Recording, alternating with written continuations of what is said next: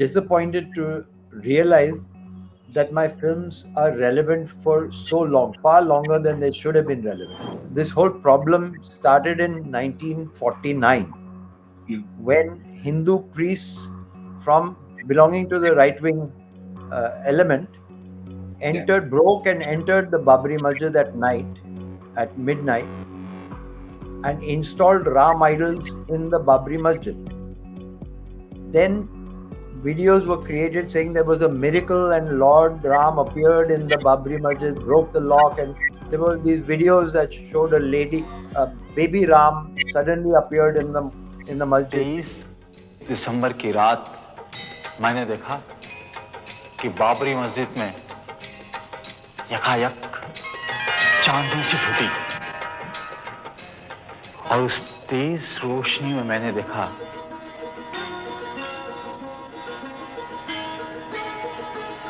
कि 4-5 साल का बेहद खूबसूरत लड़का खड़ा है. The Ramcharitmanas, which was done in the Hindi dialect, the Khadi Boli, then it became popular, and then Ram temples began to appear. So the earliest emergence of Ram temples is much later than the demolition of the Babri Mosque. Even in Ram Ke Naam, I asked car sevaks who were going to demolish the Babri Masjid that you know exactly where Ram was born, the exact location, but tell me when was Ram born? So they said hazaron saal pehle, thousands of years, no, millions of years. So they had no, and then they said Treta Yug. That means before history. Yeah. So before the recording of history, Ram is born. You don't know when that is, but you know exactly where he was born. So Yes. that is the absurdity of the whole argument. तो राम जी का जन्म कौन सी शताब्दी में हुआ? ये तो पौराणिक बातें हैं, इसको बताना तो हमारे लिए जरा सा असंभव होगा. राम जी का जन्म कहाँ हुआ ये मालूम है, मगर कब हुआ ये नहीं मालूम. नहीं, तिथि के विषय में कोई जानकारी मुझे देना असंभव लगता है.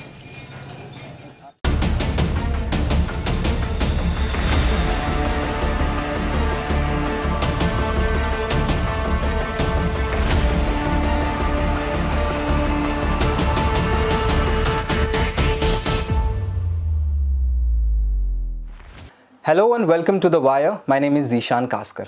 As the countrymen and women brace themselves to welcome Lord Ram in Ayodhya, the distinction between what is political and what is religious seems to be fading away.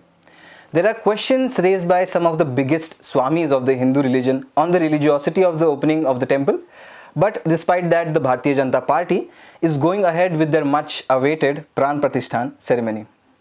As new realities and debates are shaping in this new India, today we speak with someone who perhaps has documented this changing of realities with much relatability. Today we do a special interview with documentary filmmaker Anand Patwardhan. From his films about the anti-Indira agitations of 1974 to his recent work Vivek, discussing various topics of the post-2014 India. Anand Patwardhan has been relentless in his pursuit. His films have been warning the Indian public about the horrors of majoritarian politics. But what stands out for the times today, and I'm sure for generations to come, is his film Ram Ke Naam. In this 75-minute long film, Anand Patwardhan has traced the Ram Janmabhoomi movement in the 90s and how it culminated into the demolition of Babri Masjid. It is free to watch on YouTube and everyone, especially the younger audiences, must watch the film. Ram Ke Naam, even in 2024, remains the best audiovisual document to understand the politics behind the construction of Ram Temple in Ayodhya on 22nd January. So it is just eminent that we speak with Anand Patwardhan on this occasion. Welcome to The Wire, sir. Thank you for giving us your time. Sir, You're welcome. yeah.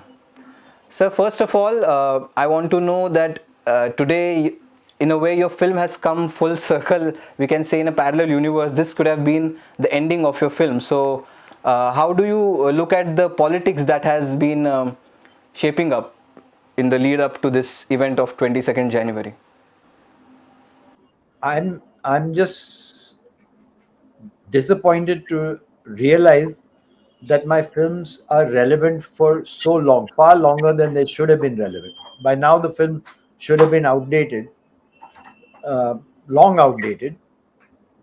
But in fact, 34 years later, we're discussing something that I'd completed in 1991, and it should have been on national TV.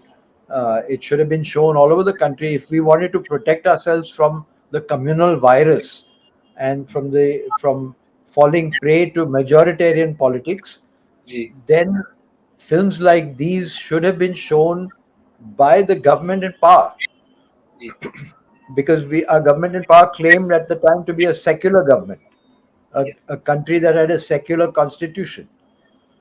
But the governments of the time, whether it was the Congress Party, United Front, whatever party came to power, they were too scared to show Ram Ke Naam on TV. Finally, we went to court, and in 1995, 1996, the court ordered that the film had to be shown on Doordarshan, and it was okay shown at prime time. So that's the first time and the only time that masses in India could watch the film. But on the other hand, the so-called secular government of the day put Ramayan TV serial on Doordarshan at prime time, so everybody in the country watched the Ramayan serial long before the Ram Janmabhoomi, as the Ram Janmabhoomi movement began to take shape. Before that, the ground was prepared by the cultural presence of Ram on television to every Indian household that had a TV. Yeah, that's a very interesting point that you have also said it in your film as well, how the Doordarshan broadcasting the Ramayana on TV actually did a lot good to the BJP. But in your documentaries, I want to point out. Not just that they showed Ramayana on TV, but they refused to show Ram Ke Naam on TV and yeah refused to show any films that criticized this growing fundamentalist movement. And this was done in the name of protecting the Indian secular state. They said your film might cause law and order problem. Well, my film is actually trying to create bridges between Hindus and Muslims and talking about how religion was being hijacked by politics. That this had nothing to do with religion; it had everything to do with politics. Because we are not discussing here whether Ram exists or not. We are discussing what the film was discussing is that this was a movement that had little to do with Ram, and everything to do with gaining votes for a certain brand of politics. So, after talking to you, after listening to this answer, there's one thing I want to ask. Uh, is listening to this is coming question that is coming to my mind, whether the politics of today is only the result of Bharatiya Janata Party. There's a lot of times people tend to say that it's the Bharatiya Janata Party's politics that has got us this far. But listening to you, I just have a feeling that there were other players, other politicians, other parties, because of whom the current day climate is what it is today. Do you feel so? there are other Yes, people that is true. I mean, as I said, all the so-called secular parties have had that turn at being uh, in the leadership, but ji they all allowed the right-wing um, religious forces to outmaneuver them, and they kept appeasing them till they reached a point where they could not be stopped. All right. Sir, in your film, there was one constant theme that the religious people, as in the saints who are working in the mandirs, not so much related to the economy of it, but more to the religious, on the religious side of it, all those pandits and all those pujaris seem to be against the political agenda that was happening, although obviously some of the Vishwa Hindu Parishad related deities were not saying the same things, but a lot of them were speaking against the political party. So and it is being continued today. So do you feel it is the same? No, no, that's a misunderstanding. yeah The the only one very outspoken person who was a Hindu priest of the Ram Janmabhoomi temple, appointed by the court. Yeah. As you know that this whole problem started in 1949 when Hindu priests from belonging to the right wing element broke and entered the Babri Masjid at night, at midnight, and installed Ram idols in the Babri Masjid. Then videos were created saying there was a miracle and Lord Ram appeared in the Babri Masjid, broke the lock, and there were these videos that showed a lady, baby Ram, suddenly appeared in the masjid. While actually in Ram Ke Naam, we interviewed the priests who had actually installed the idol. So Yes. there's a record of that. That person, there were court cases against him. It's all on public record. So there was a break and entry situation in which these Ram idols were installed. Now those Ram idols remained there from 1949 till December 6, 1992, when the Babri Masjid was demolished. Yes. When the Babri Masjid was demolished, those idols got stolen. Yeah. They disappeared. Then their new idols were put. And now I think there are even more new idols are being put. So actually there's no sanctity to the idols themselves. Right. Sir, very interesting that you delved into the history of little bit of history so that our viewers would also get a much better perspective of what things are today. But my question was regarding contemporary times. I was asking how do you view the current Shankaracharyas opposing this? Or do you really want to ignore that the state versus church sort of a debate? No, there is no state versus church big problem. I mean, the right wing Hindutva can manage the whole country, all the politicians. They can buy any politician that doesn't happen to win seats on their own platform. Even if they win from another party, they can buy them later. So when they have that kind of money power, it's not difficult for them to buy a few priests and Right. convert them. But they have not managed to do it this time. But I don't think that's a serious contradiction in itself. This is not as I said, this has nothing to do with religion. So asking the opinion of the different Shankaracharyas, it's the same as asking the opinion of Amit Shah or somebody else.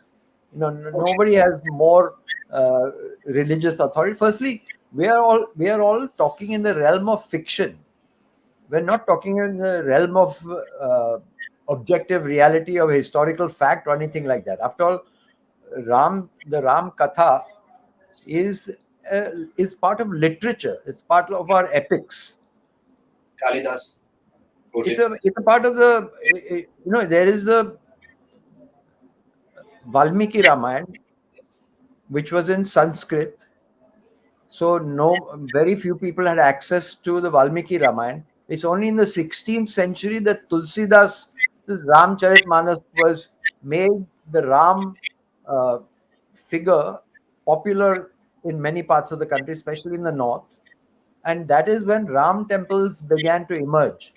Till the 16th century, you will not find many Ram temples anywhere in the country because the most popular temples were not to Lord Ram. It's only after the literature became popular in the local language. Ramcharitmanas, which was done in the Hindi dialect, I mean, the Khadi Boli. Right. Then it became popular, and then Ram temples began to appear. So the earliest emergence of Ram temples is much later than the demolition of the Babri Mosque. You understand the point I'm making? That in 16th century, when Babur built his Babri Masjid, there were no Ram temples. There were very few in the whole country. And so to claim that what was demolished was a Ram temple at the same spot where Ram was born, all this is a fiction created later on. After all, even in Ram Ke Naam, I asked car sevaks who were going to demolish the Babri Masjid, and I asked also the religious gurus who some of them were accompanying the car sevaks. that you know exactly where Ram was born, the exact location, but tell me when was Ram was born? When was Ram born? The So date they said बनाएंगे हजारों साल पहले, thousands of years, no, millions of years. So they had no, and then they said Treta Yuga. That means before history. Yeah. So before the recording of history, Ram is born. You don't know when that is, but you know exactly where he was born. So Yes. that is the absurdity of the whole argument. Ram ji का जन्म कहाँ हुआ था, इसके बारे में कोई प्रमाण है? उसके बारे में भी प्रमाण है। जो रामायण में बहुत सारे बातें हैं, उसको दस्तावेज भी प्रस्तुत किया गया है। तो राम जी का जन्म कौन सी शताब्दी में हुआ? ये तो पौराणिक बातें हैं, इसको बताना तो हमारे लिए जरा सा असंभव होगा। राम जी का जन्म कहाँ हुआ ये मालूम है, मगर कब हुआ ये नहीं मालूम। नहीं, तिथि के विषय में कोई जानकारी मुझे देना असंभव लगता है। आप में से कोई और बता सकते हैं? ना, ऐसा तो नहीं जा सकता।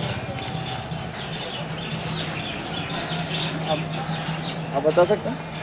जी हम नहीं बता सकते, क्योंकि ये ऐतिहासिक विषय है और इतिहास में अपने आप को पिरो देने वाला ही व्यक्ति उसके बारे में कुछ बता सकता है। नहीं, आपने पढ़ा होगा ना। लॉ में अभी हमारा फर्स्ट ईयर ही है, हमने अभी उतना कुछ पढ़ा नहीं है, और लॉ में मेरे ख्याल से ऐसा कुछ मिलेगा नहीं। लॉ में नहीं, अपने जैसे धर्मगुरु वगैरह बताते हैं। हाँ, बताते हैं। राम जी का जन्म कितने साल पहले हुआ?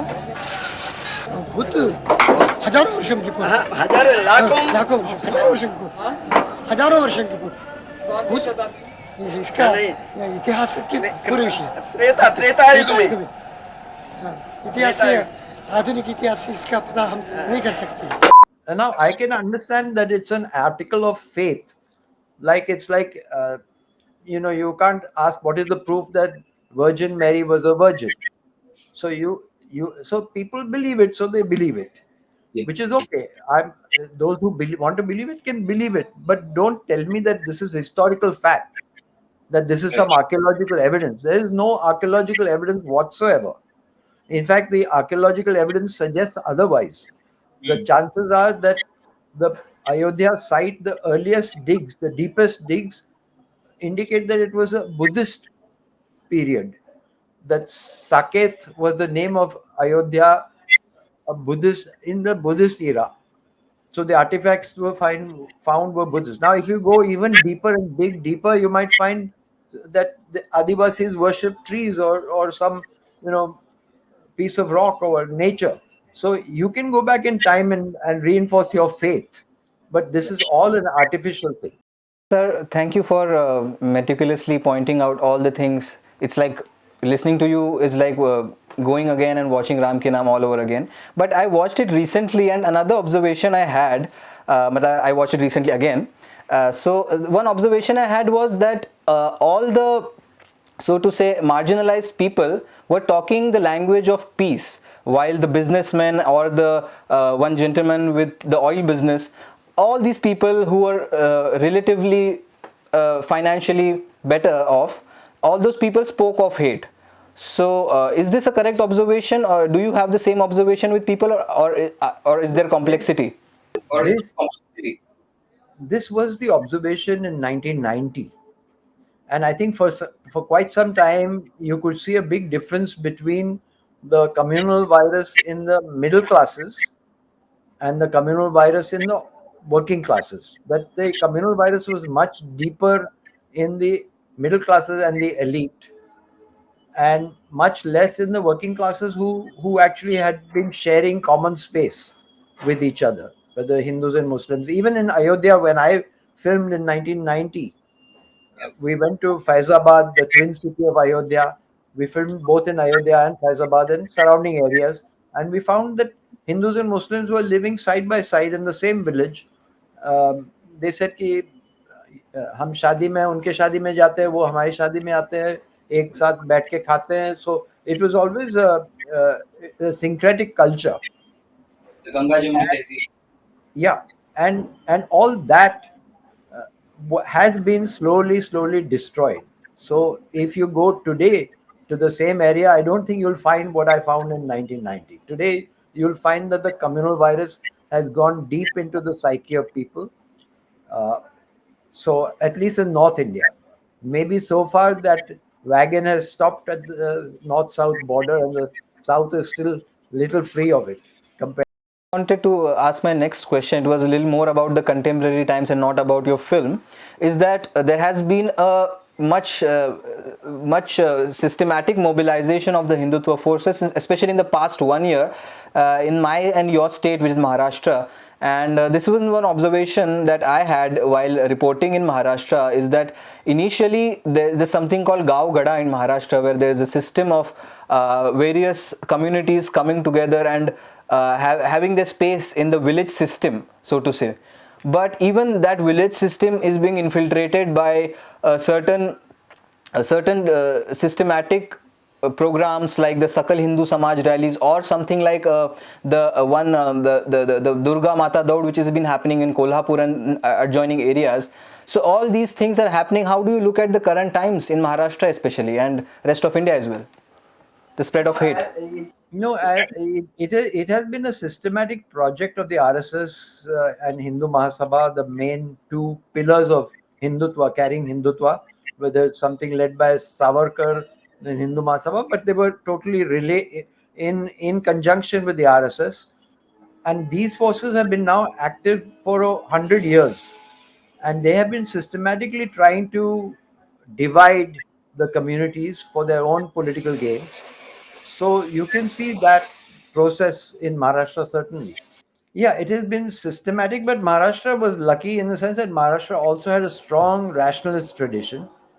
Right. And, right from Mahatma Phule onwards to Baba Sahib Ambedkar till the present.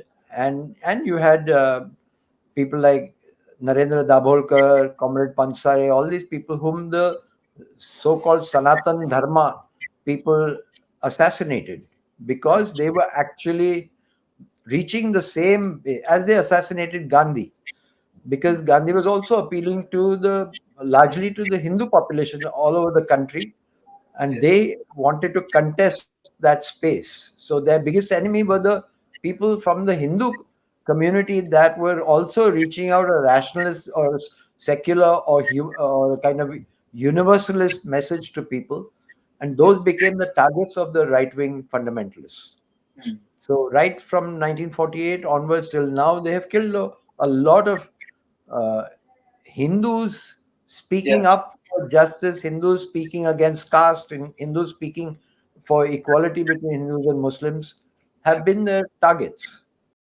And it's a shame that still, after so many years, the murders of Comrade Pansare and Dabholkar are the killers are yet not found, despite there being very hard evidences. Everyone. Yes. And Yes. Yes. so many others, Many others. Hemant Karkare, and so many others, whoever dared to speak out and do something against the rise of the uh, Hindutva state. Ji. Sir, before we go, there are just a couple of more questions. Just uh, one thing I want to ask you about. For example, I report on ground today, and there's a certain hesitancy in the minds of ordinary people to speak to a journalist or someone with a camera. Maybe that's to do with the access to internet, and now people know how things are being projected, and there's a certain sort of skepticism to talk with the journalist. Do you feel that people in your documentary give very open and natural responses? Do you feel in this atmosphere of hate and fear, will people speak out the way they spoke out in your film? I'm not sure. Maybe not as openly, because several reasons that Wire and a few other online portals that actually try to tell the truth are still a tiny minority in our country, where the majority of the media is paid media or believer media, bhakt media. Either they are bhakts by their own choice, or they're bhakts because they've been paid. but this is the dominant media in our country. The television media, the mainstream media, is not trustworthy. So you can't blame somebody to be a little scared to answer your question. They don't know who you are. If they knew you were wire, maybe they'll be not so scared, Or maybe they would be a little more scared. or And they might be more scared because wire will be under attack as it is, yeah, and so that attack might go on to them. Yeah. Anyway, sir, we can go on talking about your film. There's so many things that we love about your film, and As I said, all that we are doing right now is too little, too late. why do you say so, sir? I need to Little understand too this. late because it should have been done. I made Ram Ke Naam 33 years ago, or 34 years, yeah, 33 years ago. And had the secular forces in our country actually used the film like that, and mine is not the only film, there are many films like this, right. had the secular movement in our country, those who believe in democracy, in justice, had they actually utilized these films, our cultural atmosphere would not be what it is right now. It's because we failed to use the tools that were at hand, while the right wing elements actually used every tool in their hands and all the cultural icons that they have. They see, if you believe in religion, you have easy access to all the gods and goddesses, 33 crores of them, and from various different religions also. So you can have a good time talking about mythology. You can celebrate every holiday that is given for every religious occasion and utilize that space to build a cultural movement in the country, which is what is happening right now. While if you believe in scientific thought or rational thinking, or believe in fighting caste system, believe in fighting against those who are imposing the poverty on our country in the name of uh, appeasing that 1% of the class that has all the money, if you Yeah, believe in that, then you have open, you can get it onto TV, you can get into the newspapers, you can run your own advertisement. So you can have every front page of every newspaper with a picture of whoever you like. You pay for it and it comes on the pages, yes, and you have the money for that, and nobody else has the money. So we're up against a huge kind of proposition. If we are trying to fight what is going on right now, we have to keep fighting in the hope that somebody somewhere will listen and it will not die out what we are trying to do and say. I'm sure Ram Ke Naam has a lot of relevance today, and it will continue to remain relevant as long as these forces remain relevant in this country. And we can, as I said, keep on talking about Ram Ke Naam for evening and nights and days to come. But we have to stop somewhere. But before going, sir, just one political question: do you feel the mobilization of the anti-BJP forces is strong enough to win the next election for them? Where do you see, or do you see yet another BJP victory and the things continuing the way they have been in the last 10 years? See, it's a one thing to ask whether I think they're strong enough. I think that if all the opposition parties actually work together, they are very much strong enough.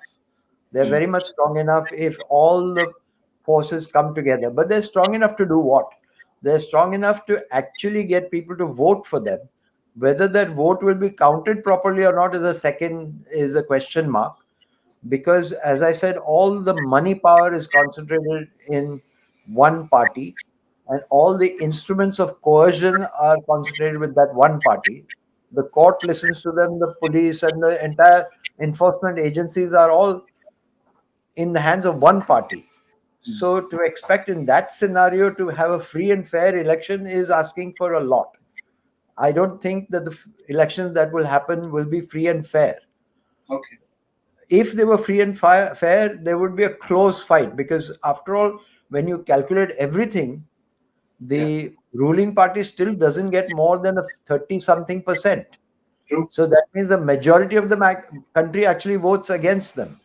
right, But this doesn't translate into political power. yes, At the same time, I think that what you are doing, what I am doing, what many of us are trying to do is important, because even if we are a tiny minority, we need to stay alive and do our work. eventually it's the people's democracy and it needs to be kept alive. And it was amazing talking to you, sir, as a student of documentary filmmaking. It has been an honor to actually talk about Ram Ke Naam, which we studied for, in school, in college, and everywhere. Ram Ke Naam was a landmark film, at least for the people of my generation who did not see a lot of what happened before they were born, because of the media restrictions. But People not see it. It's not your generation. People are still not allowed to see anything about the reality of what's happening in Ayodhya. What we are getting is just the Disneyland version of religion. This is the Disneyland version. right. On this concerned note, I would say rather, let's sign off this interview.